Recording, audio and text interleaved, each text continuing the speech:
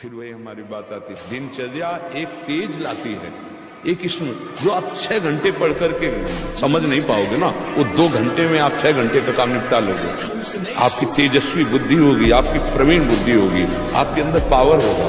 असफलता में हमको निराश नहीं होना, हमें रौंदना है इस असफलता को। हम मनुष्य देह प्राप्त करके भगवद अंश है, हम कोई पशु नहीं है कि हम असफलता में बस झुक गए, उत्साहहीन हो गए, भगवान से अश्रद्धा हो गई, जीने से अश्रद्धा हो गई और क्रियाओं से अश्रद्धा हो गए।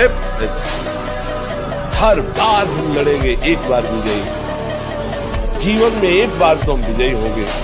हम परास्त करेंगे। 2 साधन से चलना चाहिए, एक आंतरिक नाम जप और एक बाह्य प्रयास, तो हम सफल होंगे। यदि मन बुद्धि के वश में हो जाए तो फिर मन इंद्रियों को वश में कर सकता है। बुद्धि तुम्हारे वश में होनी चाहिए, बुद्धि तुम्हारे वश में, बुद्धि के वश में मन और मन के वश में इंद्रियां, अब सब ठीक हो जाएगा।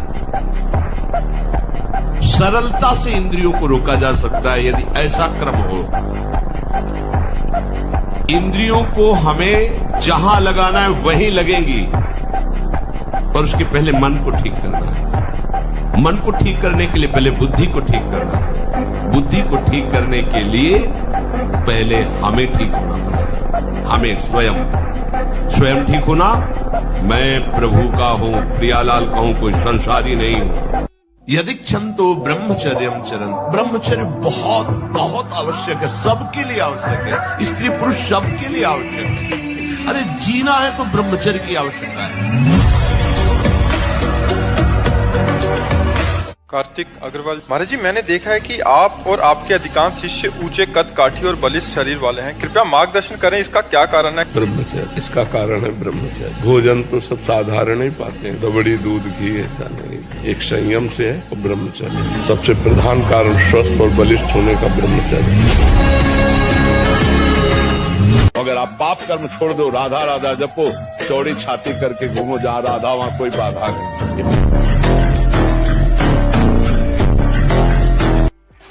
ये जो हमारा मन भजन में लेते, होटलों में खाओगे, भजन में मन लगेगा, अशुद्ध आहार करोगे, मनमानी व्यभिचार प्रवृत्तियों का दर्शन, संभाषण और क्रिया करोगे और तुम्हारा मन सच्चिदानंद प्रभु में लग जाएगा। तमाशा समझा है, तमाशा समझ लिया अध्यात्म में मन को लगाना।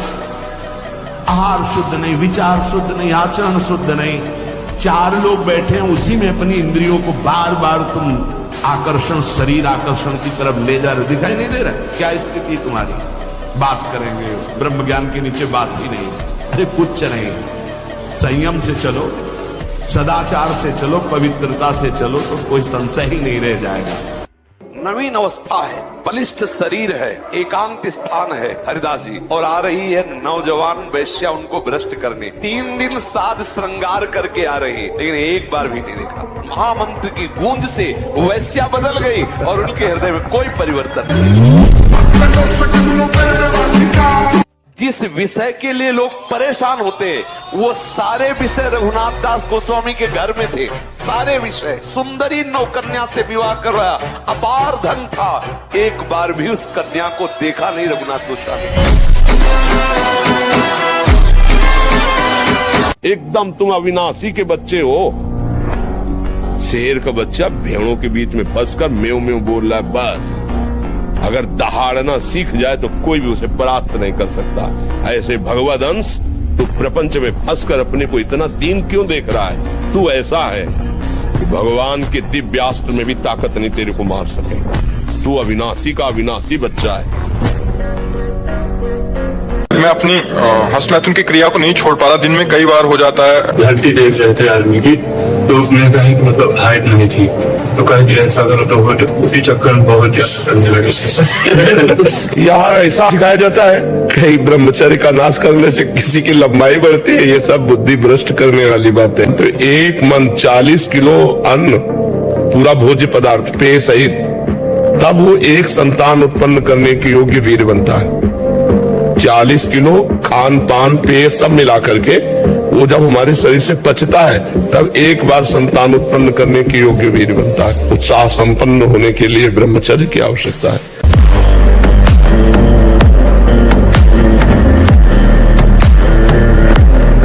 विद्यालयों में ब्रह्मचर्य की तो शिक्षा नहीं दी जाती और एक शिक्षा जुड़ गई है कि आप ब्रह्मचर्य छीण करें तो कोई हानि नहीं है, ऐसा डॉक्टर बताते हैं और ऐसा उनको उपदेश मिलता है। प्रायः ऐसा जो उत्साह बढ़ाने वाले लोग हैं वो भी कहने लगे सर्वनाश कर दिया बच्चों का।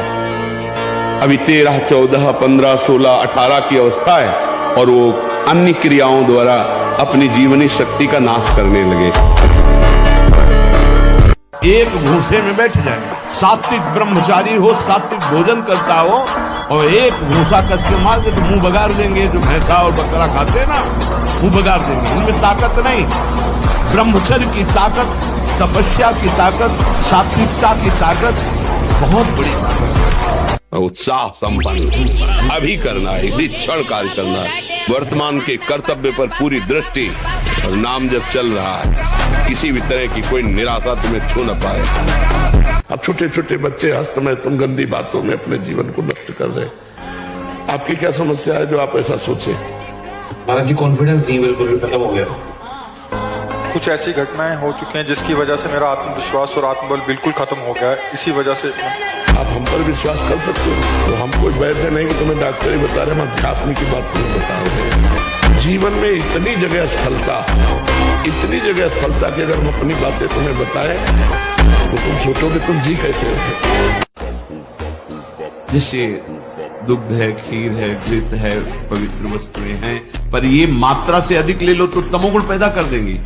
है सात्विक, तमोगुण पैदा कर देंगी। मात्रा, प्राण पोषण होता रहे, शरीर को अपना मैं मानकर रसेंद्री जिस स्वाद पूर्वक जो हम पाते हैं, ये भजन नहीं होने।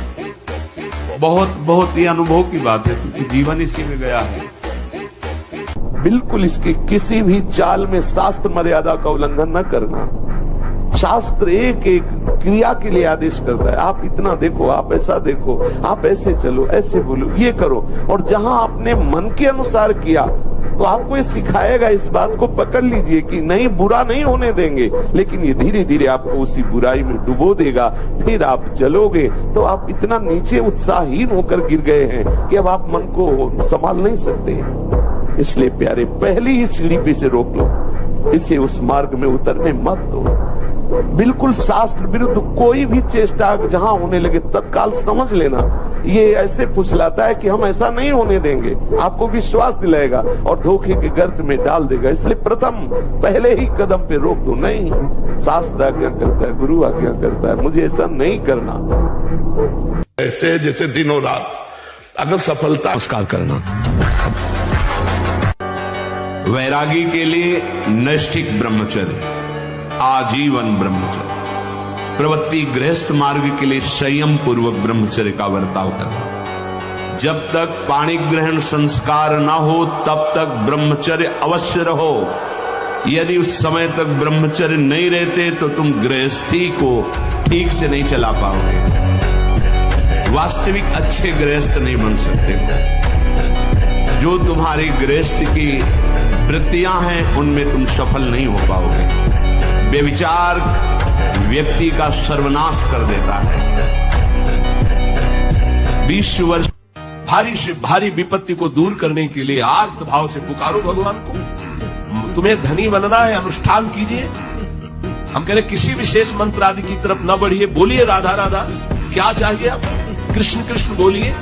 सब मंत्रों का सार है नाम में, आप बोलिए तो नाम। पवित्र होइए, गंदे आचरण छोड़िए। क्या चाहिए आपको? भगवान का नाम जहां गूंजता है वहां ऐश्वर्य अपने आप चरणों में डूबता है। छल कपट करो, हिंसा करो, गंदे आचरण करो, सोचो हम बहुत बड़े धनी बन जाएं, तो दुष्कृति का फल दरिद्रता और दुख होता है।